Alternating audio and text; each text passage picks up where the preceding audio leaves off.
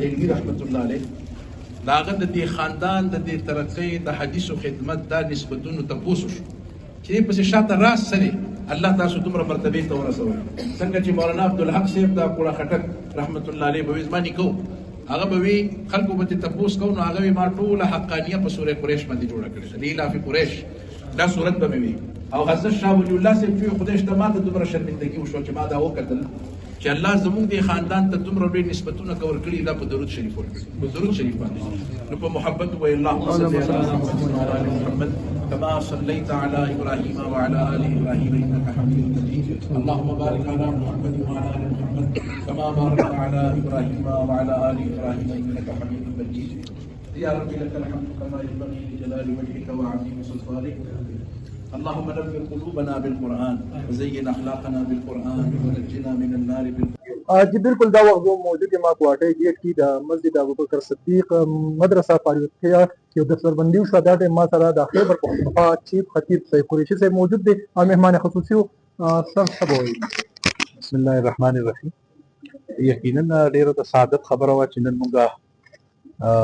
د مدرسې ترالو جماعت ترالو مولانا عبدالرحمن فاروقی صاحب شکریہ چې دې ادارې روح روان دی او موږ یې راوغوښتو نو د دې باسعادته مجلس په دنیا ته پته ده چې اوس د دستاربندو سیزن دی او ماشاءالله حفاظ کرام او علماء کرام د مدارسو نه فارغي الحمدلله دا د پاکستان ښکلا ده ښایست دی خصوصا د خیبر پښتونخوا چې الله د دې وطن خلکو د دې مدرسو سره د جوماتونو د علماو سره محبت او شوق پیدا کړی دی او ماشاءالله نن هم تاسو وګورئ په څومره لوی تعداد کې ماشومان چې دي هغوی قرآنونه حفظ کړل د هغوی مور پلار ته مبارکباد وایم او خاص کر تاسو وکتل چې دلته د دې مدرسې نه د امن پیغام لاړو د اتحاد لاړو د اتفاق لاړو د وطن د ترقۍ دپاره د فلاح دپاره دعاګانې وشوې او ماشاءالله د ټولو مسلکونو علما کرام دلته موجود وو مشایخ موجود وو نو د اتحاد د یونټي د اتفاق یو زبردسته مظاهره هم دلته وشوه. حضرت موږ وګورو نو زموږ وطن اسلامي جمهوریت پاکستان دی او په بل طرف ته وګورو ډېره مدارسو پسې راغستې د هغې پسې انکوایري زوم کوي او دلته نه دهشتګرد او مختلف افواګانې خوري که بل طرف ته موږ وګورو پرایویټ سکولونه کالجونه د کلچر ډې په ورځ باندې هلکان او جنکۍ ګډوي د هغې خلاف څه ایکشن نه اخیستې کېږي او د مدارسو اخیستې کېږي دې حال باندې مسله ګورئ جی هغه اردو کې وایي که نه یہ لوہے کے چنے ہیں تو پھونکوں سے یہ چراغ بجایا نہ جائے گا دا د چا په وس کې نشته دی مدرسه دا الحمدلله پاکستانیت دی د پاکستانی خلکو په خمیر کې او په فطرت کې د مدرسې سره محبت دی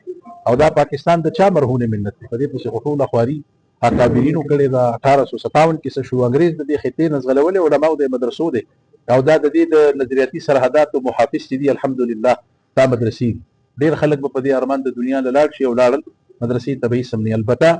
دا سوال ستاسو ډېر اهم دی چې پاکستان ته وګورئ د دې بنیاد وګورئ یو ملک چې اسلامي طور نظریاتي طور اسلامي دی د کلمې په بنیاد جوړ دی او دومره لوی عوام زموږ نوجوان نسل په سکول کالج کې سبق وایي او آیت د دین نه لرې کې دا نشې تماشې او دا نخرې او ډمامې او سندرې او دا ناچګانه چې دا هرګز د پاکستان او د اسلام کلچر نه دی دا د قائد اعظم د فرامین هم خلاف ده دا د علامه اقبال د خواب هم خلاف ده او زموږ د قرآن او د سنت هم خلاف ده نو موږ دا وایو چې حاکمانو باندې دا لازم دي چې د دې وطن بقا او فلاح چې ده هغه په دې کې ده چې دا وطن اسلام طرف ته لاړ شي. محمد صاحب صاحب مشر بسم الله الرحمن الرحیم نن ماشاءالله ډېر د خوشحالۍ ورځ ده زموږ اداره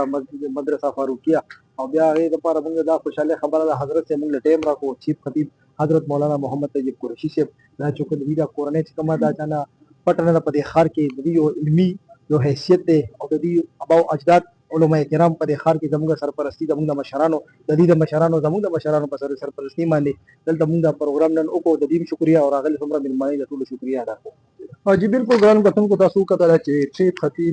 طیب قریشي صاحب هم دغه وینا وه چې دا ملک د علماء کرامو په قربانیانو آزاد شوی دی او اسلامي جمهوریت پاکستان دی نو اخلاقي طور زموږ